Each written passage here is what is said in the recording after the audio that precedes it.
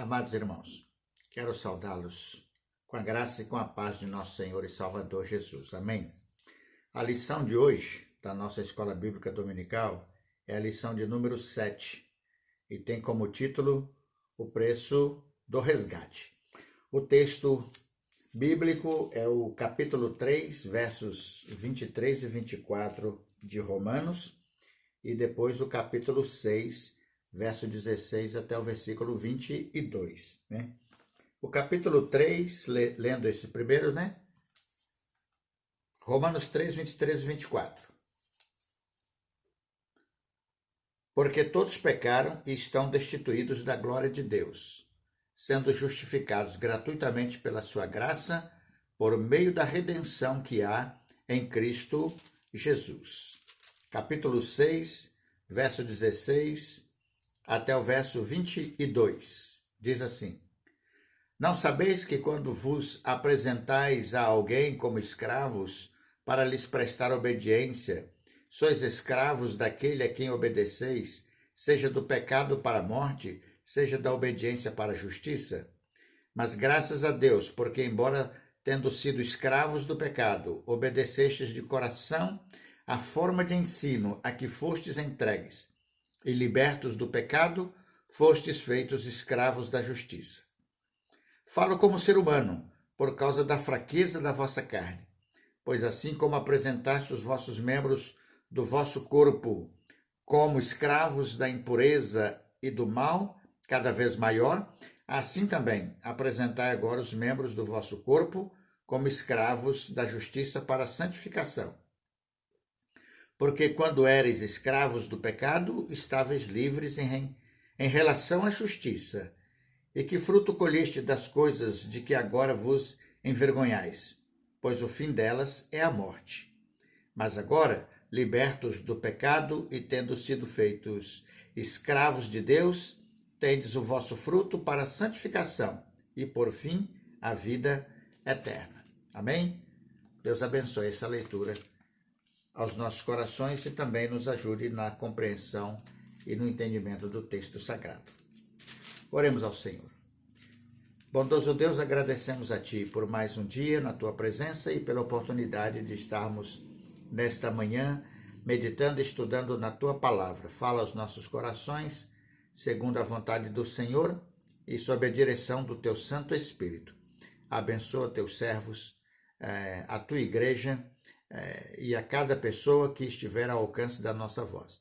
Que a poderosa, bondosa e graciosa mão do Senhor esteja sobre todos, para abençoar, guardar e proteger, segundo a Tua bondade e segundo o Teu querer. É a nossa oração, Senhor, e a nossa gratidão, no santo e precioso nome de Jesus Cristo, Teu Filho. Amém. O preço do resgate, irmãos, é o título da lição. E o pastor Isaltino, que é o autor desta lição, ele diz assim: podemos dizer de maneira bem simples que redenção significa livrar alguém por meio do pagamento de um preço. Era assim que os prisioneiros de guerra podiam ser libertados. Pagava-se um valor chamado de resgate. O processo se chamava redenção e o preço se chamava resgate. Era um método, um modelo, né, no passado, tanto nos gregos quanto também nos romanos, e era uma época do Antigo Testamento também tinha-se a prática de se pagar, né, um valor pelo resgate da sua vida, ou comprar a sua liberdade na qualidade de escravo, fosse ele escravo de guerra, fosse ele escravo de dívida. Para se libertar, pagava-se um preço. O pastor Isaltino diz que o apóstolo Paulo usa isto como uma metáfora, né, para falar acerca da obra salvadora de nosso Senhor e Senhor Jesus Cristo, né? E nesta figura de linguagem, ele também associa redenção, a palavra redenção, com a palavra resgate. E usa como referência aqui o termo grego para ambas palavras, que é litron, que se usava para o pagamento de resgate de escravos, principalmente de escravos de guerra naquela ocasião. E no primeiro ponto, né, que ele aborda, ele vai então fazer um resgate desta prática lá no Antigo Testamento, né? O uso do termo redenção no pensamento bíblico. E o pastor Isaltino faz referência ao capítulo 13, versículo 13 de Êxodo, né? Ele diz que é a primeira vez que a expressão ocorre na Bíblia, é em Êxodo 13. Os primogênitos, desde a saída do Egito, pertenciam a Yahvé. A ideia ocorre em Êxodo também 4:22, onde Israel é declarado como primogênito de Yahvé. Êxodo 13:2, todo animal primogênito é de Yahvé. Mas o jumento era um animal necessário, né, pela sua força física, para o trabalho no campo. Ele podia ser resgatado, ou seja, poderia se pagar um preço por ele. E aí a referência é Êxodo 13, versículo 13, que ele diz que é a primeira vez que o texto aparece, né, em termos de resgate, de pagamento de um resgate. E nesta primeira ocorrência bíblica, a ideia é de dar algo em troca de algo. Um cordeiro, por exemplo. Resgate aqui é dar um valor para se ter algo que fora da pessoa, mas que agora não era mais, né? A outra referência que ele faz é Êxodo capítulo 21, verso 28 até o versículo 30, né? Nesse texto, se um proprietário tem um boi que chifra alguém e acidentalmente mata esta pessoa, o boi deverá ser morto, mas o dono do boi não, né? Mas se porventura esse boi já tinha o hábito de matar as pessoas, de atacar e matar, e o dono do animal não fez nada para mudar esta situação, o dono do animal também deve ser morto com o animal. O animal vai ser morto e o dono também. Mas ele poderia, ao invés dele ser morto, ele poderia pagar um valor pela sua vida, pagar um resgate, né, um valor em dinheiro para preservar a sua vida, para não morrer. Então, ali é a segunda referência do Antigo Testamento com relação ao preço de um resgate, né? Como não era um homicídio doloso, o dono do boi podia pagar um valor, né, em hebraico, kofer, para redimir sua vida ameaçada. O princípio da lei mosaica era vida por vida, e ele, para não ser morto, pagaria um preço. Aqui é pagar um preço para ter vida.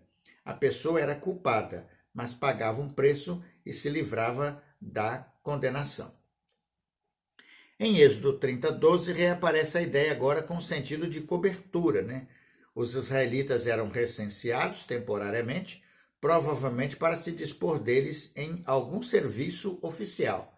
Pagariam um resgate, um valor por isto, uma taxa, um imposto pelo direito de serem do Senhor, né? Quando vinha por ocasião ali o recenseamento.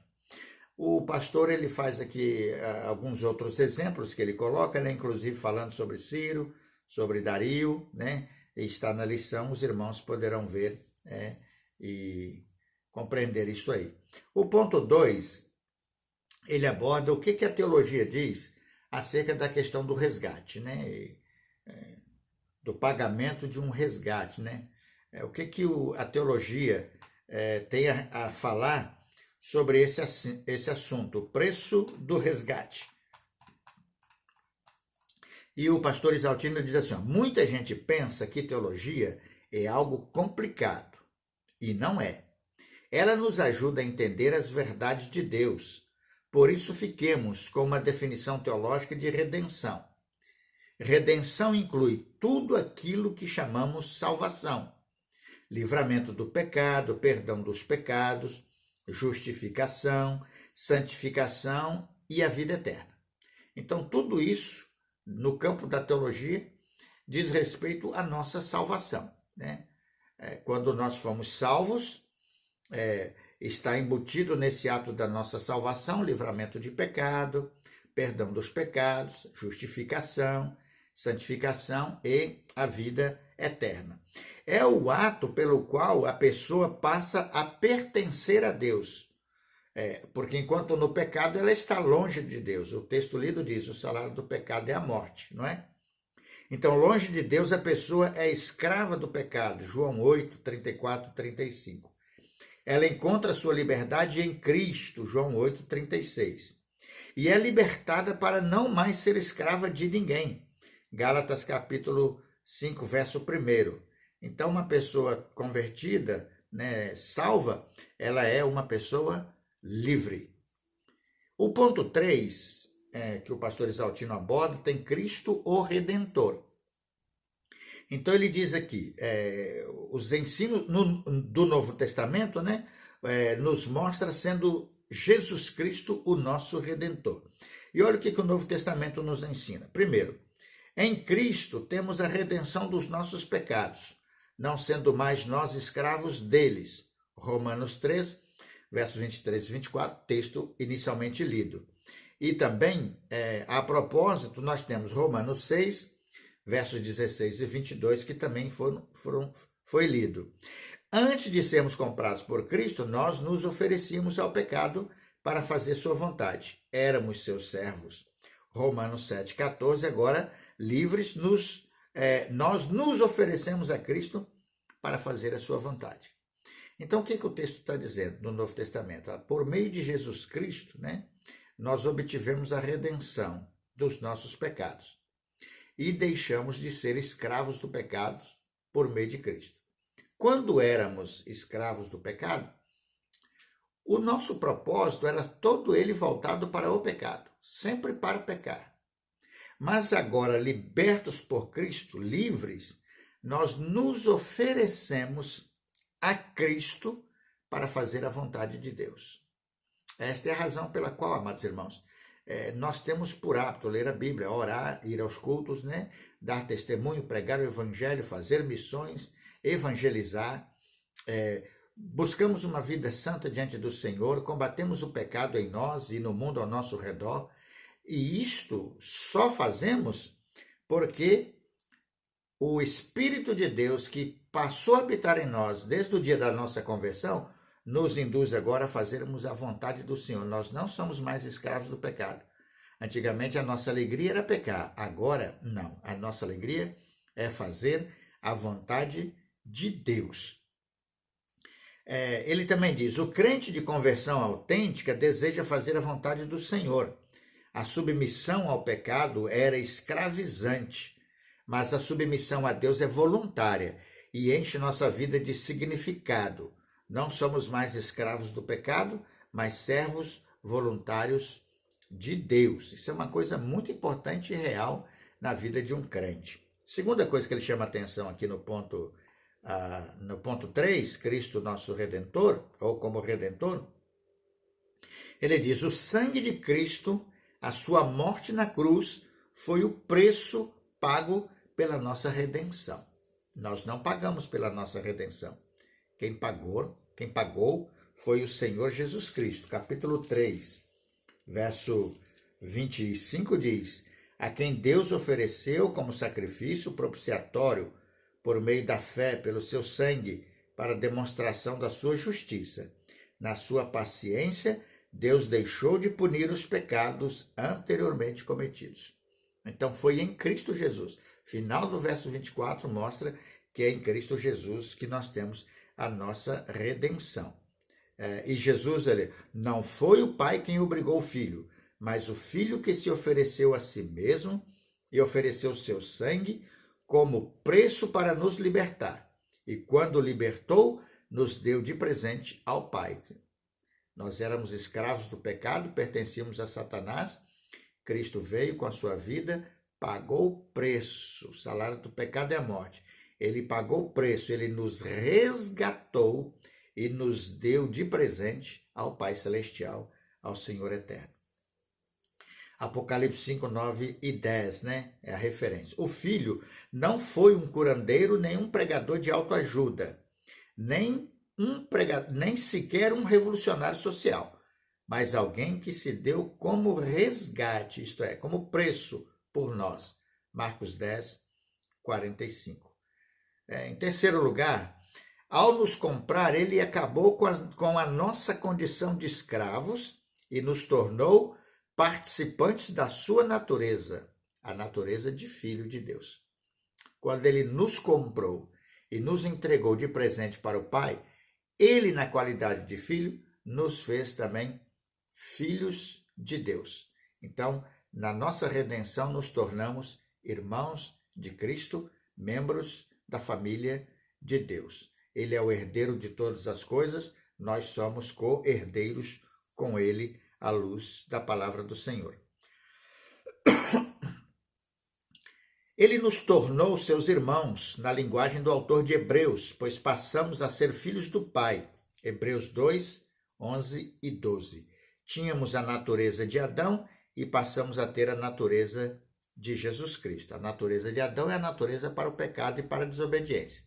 A natureza de Cristo é a natureza para o amor a Deus e o serviço ao Senhor e a obediência aos mandamentos do Senhor. Em quarto lugar, a nossa redenção nos faz participantes também da ressurreição, da ascensão e da glorificação de Cristo.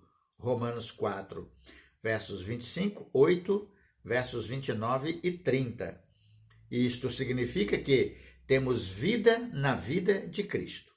E porque ele ressuscitou, seremos ressuscitados. 1 Coríntios 15, 20 e 22. E como ele foi glorificado, nós também o seremos com ele. Então, isso também é o preço da nossa redenção, né? Na redenção de Jesus Cristo, nós também nos tornamos participantes da ressurreição, que vai ocorrer quando ele vier em glória, da ascensão, isto é, do que a gente chama de arrebatamento, que vai acontecer quando Cristo vier em glória, e da glorificação de Cristo.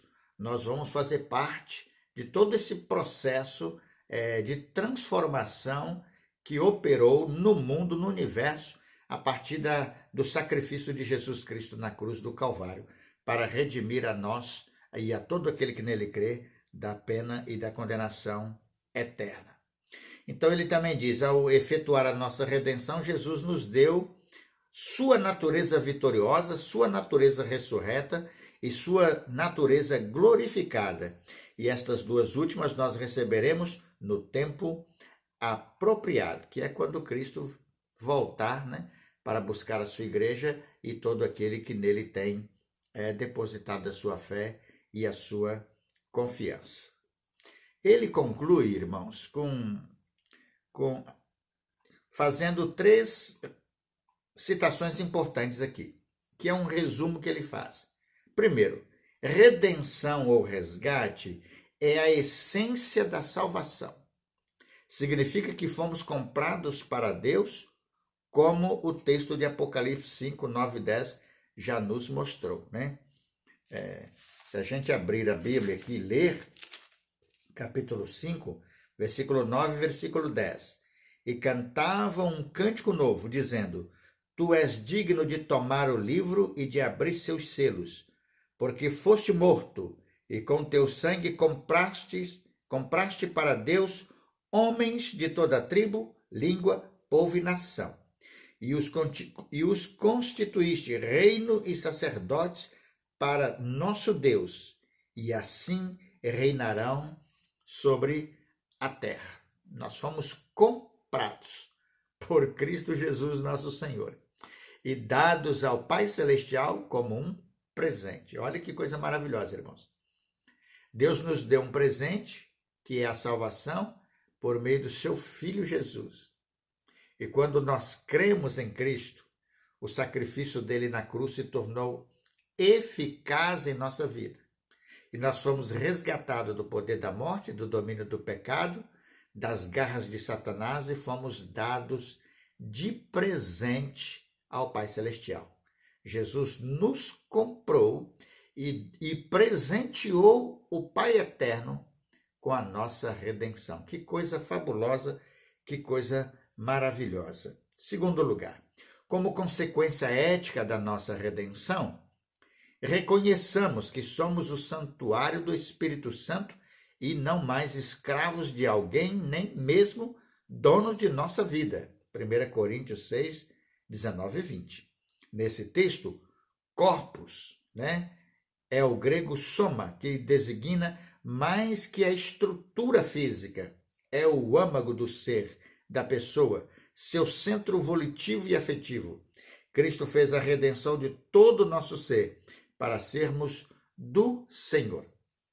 Então, quando Paulo diz que o nosso corpo é templo, né, morada, habitação do Espírito de Deus, o pastor Isaltino está dizendo que não se trata só do corpo físico, mas é a totalidade plena de todo o nosso ser, de toda a nossa existência. Nós, em todos os sentidos, somos do Senhor e pertencemos a Ele. Não somos mais escravos de ninguém, escravos do pecado. Deus é o nosso dono. Nós nos tornamos assim escravos de Cristo, né? Um ato voluntário de fé e de submissão ao Senhor. E por último, né? Pensemos em 1 João 4,4. Então vamos lá.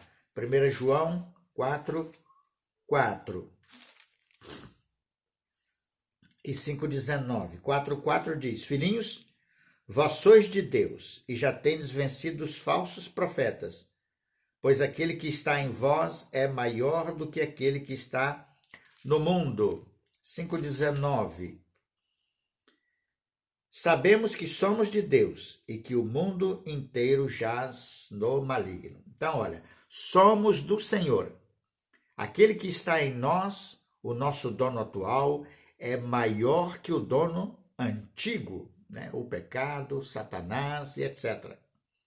Nada de transigir com o pecado. Já que fomos libertados, lembremos de Gálatas 5, verso 1. Para a liberdade, Cristo nos libertou. Permanecei, pois, firmes e não vos dobreis novamente a um jugo de escravidão. E assim ele conclui a sua lição, amados irmãos. Nós pertencemos a Deus, né? O nosso dono é o Senhor nosso Deus. Outrora no pecado, quem tinha o controle sobre nós era o diabo. Agora, redimidos por Cristo Jesus, quem tem o controle sobre nós, quem é o nosso dono, é o Senhor Deus, o Pai Celestial, o Criador e o sustentador de todas as coisas. Ele é maior do que tudo que há nesse universo. Por esta razão, nós não devemos transigir com o pecado, porque nós fomos libertados, né, para a glória do Senhor. Para a liberdade, Cristo nos libertou e assim devemos permanecer firmes, combatendo todo o mal e glorificando e bendizendo o nome do Senhor Jesus, porque foi pago um alto preço, o preço do sangue de Cristo na cruz do Calvário para a nossa redenção. Que Deus abençoe ricamente, poderosamente a vida dos irmãos, a nossa querida igreja, e que abençoe a todos aqueles que estão ao alcance desta mensagem e desta reflexão. Que a graça e a paz do Senhor esteja com os amados irmãos.